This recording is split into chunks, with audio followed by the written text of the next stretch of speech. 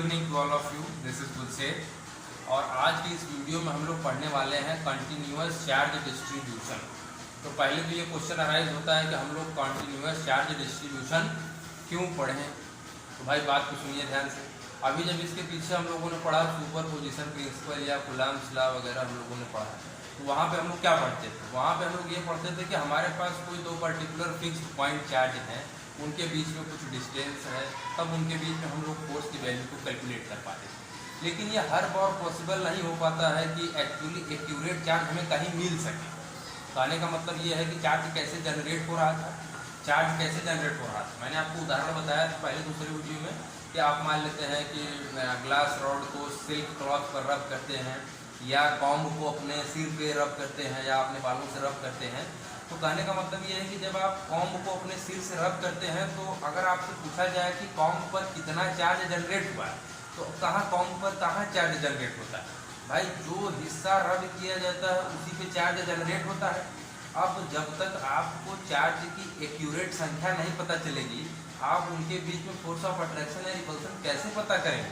यानी कि अब भाई ये कंघी का ये हिस्सा है, इतना हिस्सा रब किया गया है, तो इस पर तो चार्ज जनरेट हो गया, यहाँ यहाँ यहाँ यहाँ यहाँ यहाँ यहाँ यहाँ। यानी कि चार्जों का डिस्ट्रीब्यूशन कैसा है? कंटिन्यूअस है। तो जब तक आप पूरे चार्ज की वैल्यू नहीं निकाल पाएंगे, तो आप फोर्स वगैरह या इलेक्ट्रिक फील्ड आके पढ़ेंगे तो वो कैसे कैलकुलेट करेंगे? यही कारण है कि हम लोग चार्जों के डिस्ट्रीब्यूशन को पढ़ते हैं। ये जो चार्ज का डिस्ट्रीब्यूशन होता है वो तीन तरीके से हो सकता है। अभी हम लोग जब कॉपी पर डील करना शुरू करेंगे तो हम आपको इसके लिए एक्सप्रेशन भी बता देंगे। पहले जान लीजिए कि ये तीन तरीका कौन कौन सा, यानी कि चार्ज किन तीन रूपों में डिस्ट्रीब्यूट हो सकता है। पहला आपका ये हो सकता है कि भाई आपका जो बॉडी है वो कैसा हो, सरफेस के रूप में हो। उसे आप जो है कि रब करते हैं अपने बाल से या किसी भी चीज़ से किसी बॉडी को रब करते हैं, तो वहाँ पे क्या होता है? चार्ज जनरेट होगा।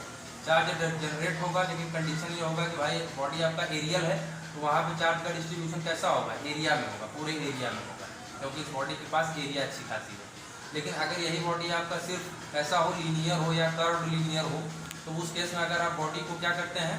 रब करते हैं, तो चार्ज तो वहाँ पे भी डिस्ट्रीब्यूट होगा, लेकिन चार्ज का डिस्ट्रीब्यूशन यहाँ पे कैसा होगा? लीनियर चार्ज डिस्ट्रीब्यूशन होगा। और तीसरा कंडीशन आपका ये होता है कि अगर आपके पास जो बॉडी है वो कैसा है? वॉल्यूम के शेप का, यानी उसके पास वॉल्यूम भी हो थोड़ा ज़्यादा मात्रा में, जो नेग्लिजिबल ना हो, तो अब इस केस में चार्ज का डिस्ट्रीब्यूशन कैसा होगा? अगर थ्री डायमेंशनली चार्ज का डिस्ट्रीब्यूशन होता है तो वो किसमें कंसिडर किया जाता है? वॉल्यूमेट्रिक चार्ज डिस्ट्रीब्यूशन का नाम दिया जाता है। अब हम लोग बारी बारी तीनों के लिए एक्सप्रेशन डिराइव कर लेते हैं, ठीक है? तो आइए इसे डिराइव कर लिया जाए। तो आज हम लोग क्या पढ़ने वाले हैं? Continuous charge distribution. तो क्या पढ़ने वाले हैं हम लोग? कॉन्टिन्यूअस चार्ज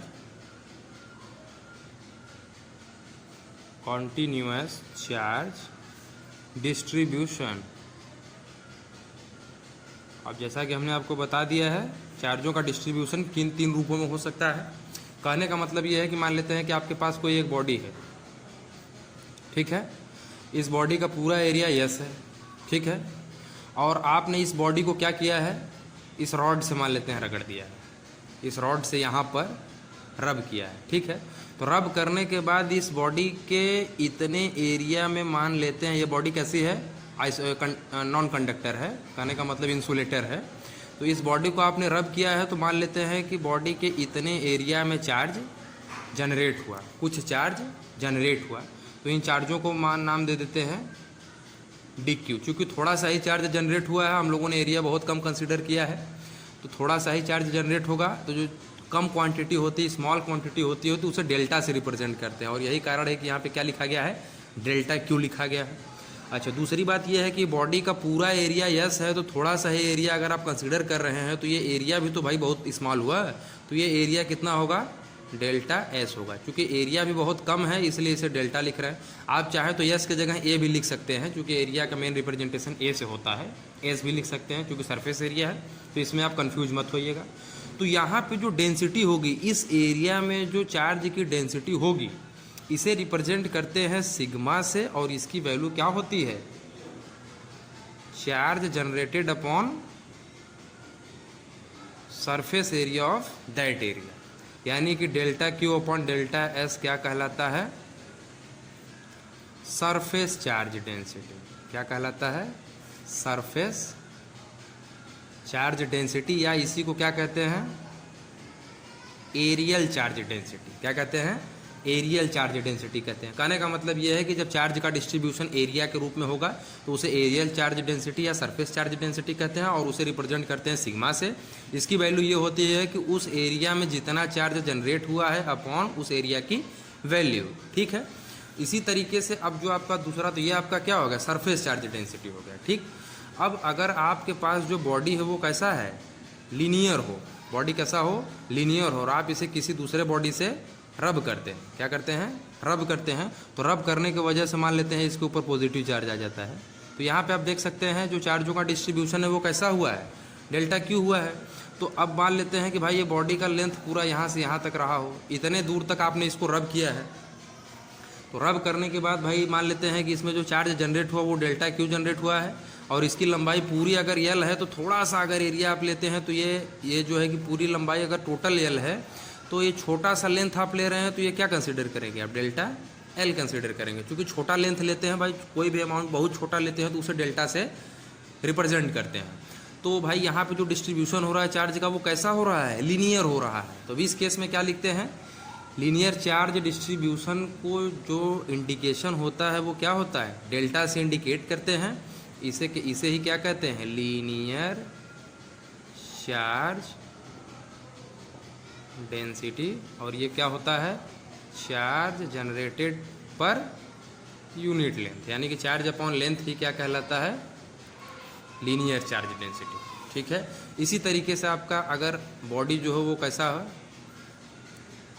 3 डायमेंशनल बॉडी हो, बॉडी कैसा हो, 3 डायमेंशनल हो, और इस बॉडी में जो चार्ज का डिस्ट्रीब्यूशन होता है वो भी अगर 3 डायमेंशनली होता है। इस पूरे बॉडी का अगर वॉल्यूम v हो तो ये जो छोटा सा हिस्सा आप देख रहे हैं इसमें अगर चार्ज डिस्ट्रीब्यूट होगा तो आपने बहुत छोटा सा वॉल्यूम कंसिडर किया है, तो इसे भी डेल्टा v लिखेंगे। क्यों, तो डेल्टा v इसे लिख दिए भाई, छोटा सा आपने हिस्सा कंसिडर किया तो इसमें जो चार्ज जनरेट होगा वो भी तो बहुत कम होगा, ये क्या हो गया, डेल्टा q। और जो ये डिस्ट्रीब्यूशन होता है यानी कि वॉल्यूम में जो चार्ज का डिस्ट्रीब्यूशन होता है इसे क्या नाम देते हैं, वॉल्यूमेट्रिक चार्ज डिस्ट्रीब्यूशन। क्या नाम देते हैं, वॉल्यूमेट्रिक चार्ज डिस्ट्रीब्यूशन। और इसे रिप्रेजेंट किस चीज़ से करते हैं, सिग्मा से नहीं, इसको रिप्रेजेंट करते हैं रो से।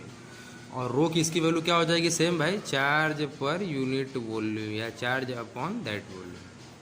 रो is equal to delta Q upon delta V. ठीक है, अगर यूनिट की बात करें, तीनों डेंसिटी की यूनिट की अगर हम लोग बात करें तो इसकी डेंसिटी क्या होगी, इसकी यूनिट क्या होगी इस सरफेस चार्ज डेंसिटी की। भाई सिंपल सी बात है, ऊपर कुलाम्ब है यानी कि चार्ज है, चार्ज का यूनिट क्या होता है, कुलाम्ब होता है, और नीचे एरिया है तो इसका क्या होता है, मीटर स्क्वायर, यानी कि कुलाम्ब पर मीटर स्क्वायर इसकी यूनिट हो जाएगी।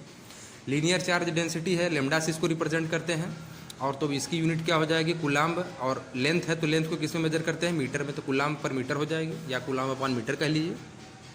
और ये भाई वॉल्यूमेट्रिक चार्ज डिस्ट्रीब्यूशन है, इसे रिप्रेजेंट करते हैं रो से, किसे रिप्रेजेंट करते हैं, रो से। और इसकी वैल्यू क्या हो जाएगी, चार्ज को रिप्रेजेंट करते हैं, यानी कि चार्ज की यूनिट क्या होती है, कुलाम्ब होती है, और वॉल्यूम का यूनिट क्या होता है, मीटर क्यूब होता है। तो क्यूब अपॉन मीटर क्यूब हो गया, ये तीनों का यूनिट हो गया। और इसके आगे भी एक छोटा सा टर्म है, इसमें आप चाहें तो कहने का मतलब ये है कि आप अगर इस पूरी बॉडी से कोई दूसरा बॉडी या कोई दूसरा चार्ज इसके समीप में आता है, इसके करीब में आता है, तो इस बॉडी और उस चार्ज के बीच में अगर आप फोर्स ऑफ अट्रैक्शन कैलकुलेट करना चाहें या फोर्स ऑफ रिपल्सन तो ठीक इसी तरीके से अगर आपके पास कोई वॉल्यूमेट्रिक चार्ज डिस्ट्रीब्यूशन है, यानी कोई बॉडी है उसमें वॉल्यूमेट्रिक चार्ज डिस्ट्रीब्यूशन हुआ है और उसके बगल में कोई दूसरा चार्ज आता है, तो उसके बीच में भी आप फोर्स ऑफ अट्रैक्शन या रिपल्सन को कैलकुलेट कर सकते हैं। तो अब आगे जब हम लोग न्यूमेरिकल डिस्कस करेंगे तो क्लियर हो जाएगा कि एक्चुअली इसका यूज़ कैसे करते हैं और आपका कंसेप्ट और क्लियर हो जाएगा। तो ये होता है कंटिन्यूस चार्ज डिस्ट्रीब्यूशन का पूरा होल प्रोसेस और मैथमेटिकल फार्मूला जो हम लोगों ने डिराइव किया। ठीक है।